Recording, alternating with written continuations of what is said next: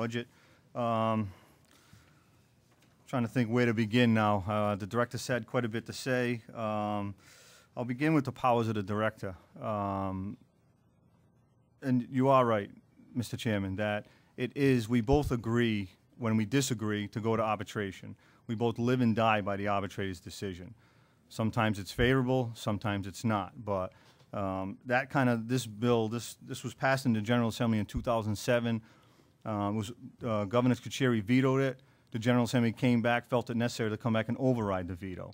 So, you know, it was a good bill then. It's still a good bill now. It levels the playing field. Since it's passed, it's been relatively quiet on the labor front. You know, if this passes, my guess would be this would definitely change the relationship. It's put some damage on the relationship now, trying to, you know, attach this to the budget. And on the other part of Article 22, you know, this is an election negotiation year. This is a negotiation year. We feel as though this belongs in negotiations. If the department and the union agree on this going to the Fair Labor Standards Act, we would be the first one sitting up here with the department saying this needs to change. And the savings are not factored in until after January, I believe. We believe this is a way to somewhat circumvent the contract negotiations. We believe, again, it's in negotiation. Negotiate it. If we agree on it, we'll be the first ones to come forward and say, you know, we'll work together. Also, I talked to the RIBCO. They represent 28 police departments, and none of them, they all get paid overtime after 40 hours. And Representative Carnival, myself, I was ordered over last Saturday night. I had plans with my wife and friends of ours. I get the phone call around 2 o'clock saying I have to order you over. So that means I have to stay an extra 6.5 hours, whether I want, you know, whether I want to. If I refuse, then I face discipline, and usually it's a one-day suspension for refusing. So of course I stayed for the order. I worked it, and to add insult to injury, if this passes, then, and where we fall under the Fair Labor Standards Act, that would be straight time, not overtime. And there's also many instances where officers miss a lunch break. You know, it's usually paid. They get a half-hour paid lunch break.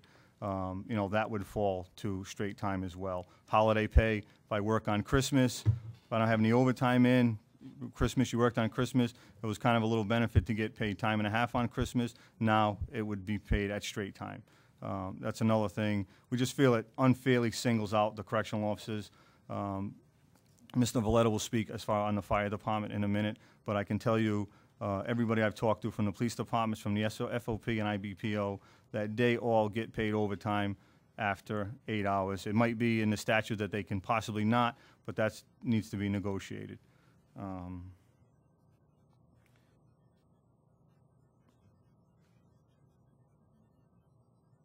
And the savings of only $325,000 a year, that bothers me a lot.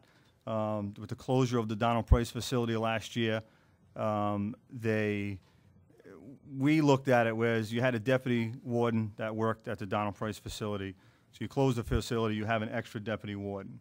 What the department did was they actually created another new deputy warden's position, which kind of shocked us, and that's a cost of about $150,000. You know, one time in my 22-year career at the Department of Corrections, I thought that they did the right thing when it came to the management. Was we had an NIC report come in one time, and it said, why do you have one warden for medium 1 and medium 2 and maximum and high security, but you have a separate warden for minimum and women's division when you have the same population? And so they actually did the right thing, and they took one warden away, put him in the central office, and they put one warden at to do minimum and women's division.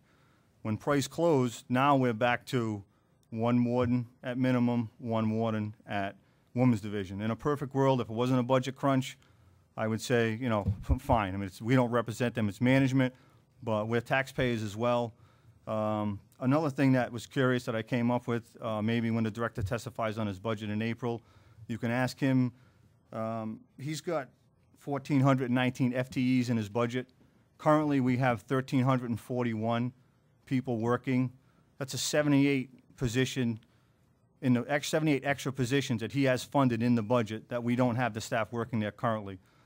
Granted, some of those positions possibly are needed. We just had an inspector retire. I'm sure they'll fill that. We have a Correctional Officer Academy in that. There's 28 in the budget.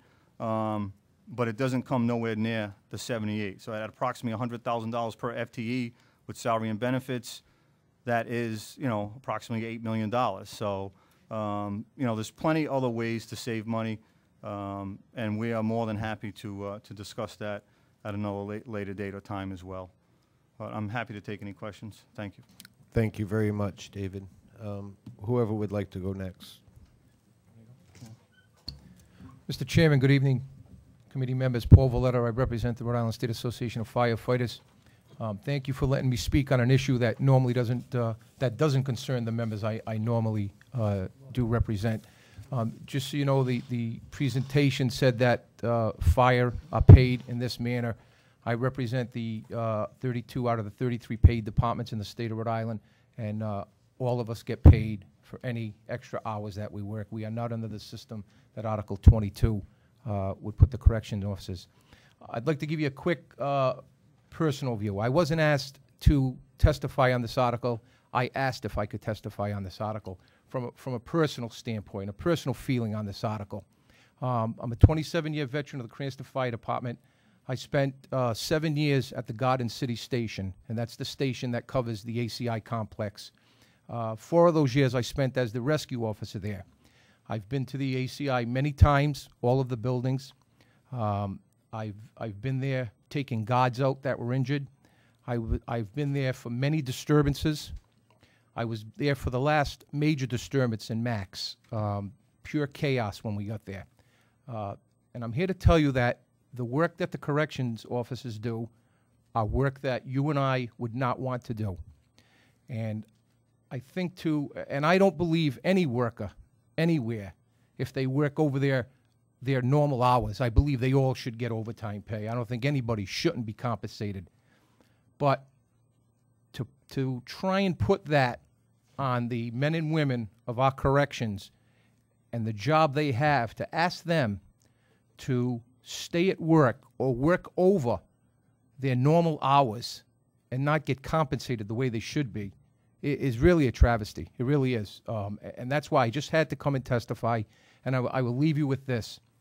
If any of you are thinking this is a good idea, or maybe even giving this a second thought, go with the Brotherhood and spend 1 shift with them in the ACI. Actually, you don't even need a shift. Go spend 1 hour with them.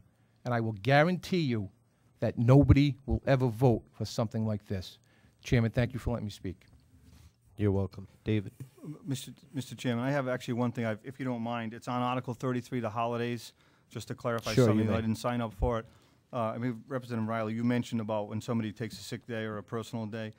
I'm not sure where this savings is going to come from, because if I come in and I work, if I work election day and I don't get paid the holiday, but I get an extra personal day, the way I understand it, when I use that personal day, if I have to be backfilled at overtime, it's pretty much a wash. So I see a savings of $258,000 with the Department of Corrections.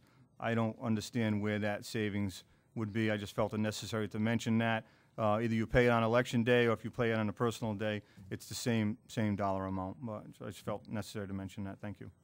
Thank you. Anyone else would like to testify, or? I think we're all Okay. set. Any questions for our witnesses? Representative Riley? Thank you, Mr. Chairman. Real briefly, David, you mentioned the being called that you ordered in. I know that's been a big issue for corrections for a while now. With the we have 2 classes of corrections officers going to be coming in next year? Yes. What's happened since the Donald Price facility closed in November, that was 96 officers were there that were displaced. Mm-hmm. They were spread out. So that's actually like a class of 96 coming on. So the IMOT is virtually non-existent. I happened to catch a bad Saturday. We had a code a few days before that. A couple of codes, actually, we locked down the building, raised the threat level, so some officers were injured. Mm-hmm. So that will create some shortages of staff. I just wanted to kind of get the sense with the new guys coming on, if that's still a major issue. It's going to happen, but is it routine like it used to be, or are we getting farther away from people being called and ordered in so much now with the new people coming on? It's few and far in between, and the Okay. class in now, we've actually suggested that the class be brought on through attrition, because it's actually cheaper to pay the overtime with the salary and benefits. And we actually suggested to cancel the class that's scheduled for next year, which is about a $767,000 savings. Okay. Thank you. Thank you, Mr. Chairman. Thank you. Any other questions? Representative Gallison. Thank you, Mr. Chairman. David, when you're called in or when you're required to stay for the overtime, are you at the same post that you were on previously, or do you get shifted around the We facility? have seniority on different shifts, so when I'm bidded in, say, age control at the intake service center. When I'm ordered over, it is at the intake service center, and we have like a pick-up post procedure, so I worked the corridor that night. So it's not in the same, it could be in the same post, but it depends on seniority and, where you pick. And what are is a normal shift for a correctional officer? My normal shift is 7 to 3, 3 to 11, 11 to 7, and then we also have 3 buildings have a 1 to 9 shift. Well, does it happen that where you could have a correctional officer working that same post more than the 7 hours and then another shift, like two shifts back to back? Absolutely, that absolutely does happen. And does that what about if it's in one of the high security areas? Is that what type of a threat does that pose to the officer?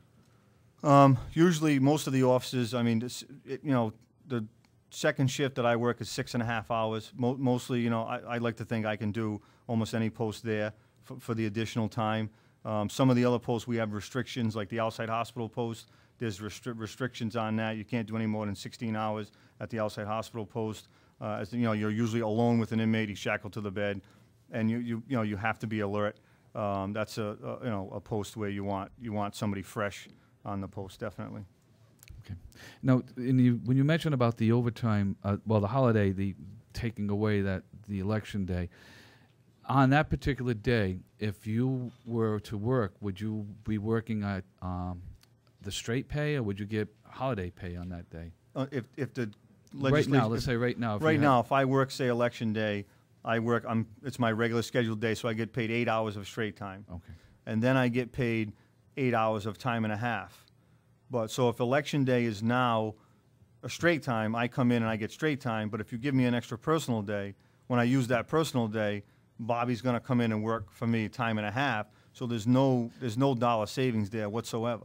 But if not only you, but if anyone that has to work, even like the nurses at the institutions or something like that, everybody doesn't get straight pay. They get holiday pay on that day. If it's everybody's regular scheduled day, they're getting paid the 8 straight hours no matter what. Plus the and the holiday makes it time and a half. But what I'm saying is, if you give me that personal day and then I take the day after election day off, and somebody comes in and work for me, you're still spending the time. So it's a complete wash. There's no dollar savings there whatsoever. I think we'd have to get the department back up to try to straighten that out, clarification. But I understand what you're saying. But the bottom line is that your correctional officers can, if they're held over, that my concern is that a correctional officer that's being held over, that working on the same post for more than beyond their 7 hours, be fresh on the job. That's the concern that I would have if you're being It's a held concern over. that we have as well. But if somebody's not fit for duty, I've never known anybody to say they weren't fit for duty. But if somebody is not fit for duty, what some guys will do is refuse the order, and they're pretty much forced to go to the doctors and get a doctor's note because they don't want to face the discipline. Thank you very much. Thank you, Mr. Chairman. Thank you. Any other questions? Representative Valencia. Thank you, Mr. Chairman. Thank you for your testimony, David, gentlemen. The current agreement expires June, Yes. and are you in negotiations right now? We have not. We had a meeting with Richard Leach the other day. We are waiting for the state to, I don't think they've started negotiations with any of the unions, so right now it's kind of a holding pattern. We're waiting. So we're ready to go, next week. We're ready to go next week. And routinely, when you have negotiations, do they start this late in the process? It depends. I mean, sometimes they've started sooner, but usually it's around now where they would start. Okay. Thank you very much, David.